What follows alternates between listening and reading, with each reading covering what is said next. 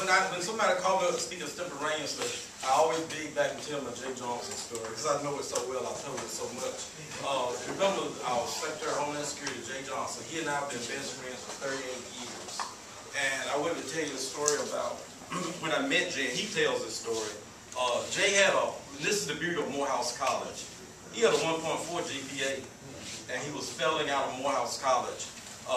And so I was in swimming, and he was in swimming, and we were in, they had 3 sections. They had swimmers, beginning swimmers, and people that were terrified of water. And Jeh and I were the 2 that were terrified of water. And that's how we became friends. And so anyway, Jay's his grandfather was Charles Spurgeon Johnson, the first black president of Fisk University.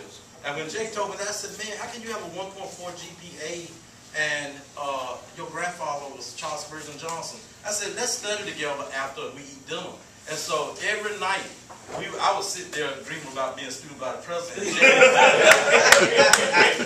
And when we were there, I used to tell Jeh, I said, you know, I plan to be the first black president of the United States of America. And when I become president of the United States of America, I'm going to appoint you Attorney General. And Jeh, he made it all the way to Homeland Security and turned down Attorney General. So half of that dream did come true. But when he had his confirmation, I went to all his confirmation hearings.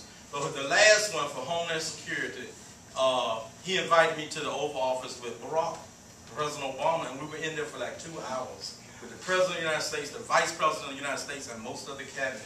And I remember when we were sitting at lunch, I told Jeh, and I got pictures to prove I'm not lying.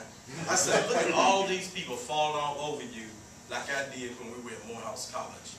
And that brotherhood for Morehouse, if you remember, it was a terrorist threats in France and everything, and Jeh was scheduled to go to France. And when I got appointed to this judgeship that I got, I wanted Jeh to come speak at my investiture.